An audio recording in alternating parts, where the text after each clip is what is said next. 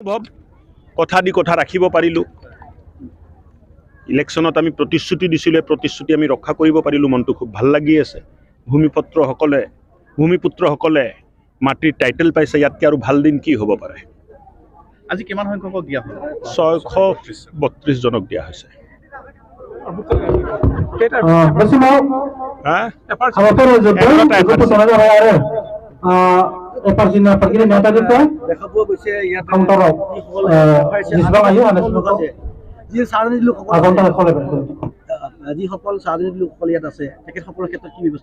সবৰ কাৰণে দিয়া হ'ব কিয় চাহ জনগোষ্ঠীক দিয়া নহ'ব সবক দিয়া হ'ব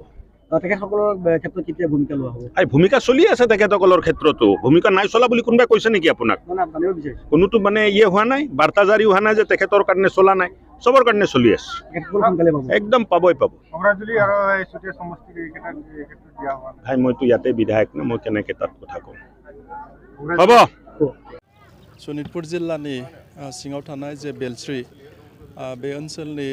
जि 2006 मायथाइनि आयेन बायदियै हाग्रा ओनसोलाव थानाय जि फरेस्ट डिवेलर एक्ट बेबायदि बर'फोरनि जि बेयाव हानि मोनथाय मोनैया गोलाव समनिफ्राय सोलिबाय थादोंमोन दा बेखौ आसाम सरकारनि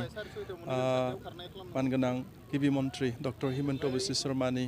नाजानायाव लोगोसेनो बे ओनसोलनि एमएलए अर्थात मिनिस्टार अशोक सिंगाल सार बिथांमोननि जि गोख्रों नाजानाय आरो लोगोसेनो बिटिआर एकर्डजों जि दफा मथे फैफानाय फरेस्ट डिवेलर एक्टखौ इमप्लिमेन्ट खालामनायनि जिखिनि दफा बे दफाफ्रा दिनै एसे आरोबाव आवगायनानै दिनै फरेस्ट लेन्डनि हाखौ अर्थात फरेस्ट डिवेलर एक्टनि आयेन बायदियै फरेस्ट लेन्डनि जा सेटेलमेन्ट होनाय इन्टाइटेलमेन्ट होनाय बे हाबाफारिया दिनै नैथि खेबनि थाखाय शनितपुर जिल्लायाव जादों आरो बे नैथि खेबनि हा राननाय हाबाफारियाव सेटेलमेन्ट होनाय हाबाफारियाव दिनै 632 नखरनो बेखौ होनाय जाबाय दा बेयाव जोंबो दुलाराय बर' फरायसा आफादनिफ्राय जोबोद गोजोननायखौ फोरमायदों आरो बिथांमोननि जि मावनाय सरकारनि जि उद्देश्य बेखौ जोङो बरायदों आरो बेयाव गोबांथार जिखि बर' हारिया गोलाव समनिफ्राय रायजो जानानै दङमोन आरो बे रायजो जानाया फैबाय थानाय गोलाव समाव गावनि जि हा बेखौ मोनथाय हिसाबै मोननानै गाव जि इन्टाइटेल मोनबाय बियो जोंनि थाखाय बाख्नायथाव आरो बे रोखोमनि जायफ्रा आदार मोनबावनो दङ थाबावनाय बेखौ दिनैनि मेलनि गेजेरजों डिसिआ अर्थात शनितपुर जिल्लानि जिल्ला बेंगिरिया फोरमायदों एडिसिआबो फोरमायदों दान मोनसे बा मोननैनि गेजेराव बेखौ कमप्लिट खालामजोबनो हानाय परिबेखखौ जों बानायगोन दा बेयाव आरोबाव जों दुलाराय बर' फरायसा आफादनिफ्राय बिथांमोनखौ बरायदों आरो फैबाय थानाय समाव जोंनि रायजो राजा ओनसोलनि मानसिफ्राबो गोख्रोङै बेयाव हेफाजाब होनांगोन जिखिनि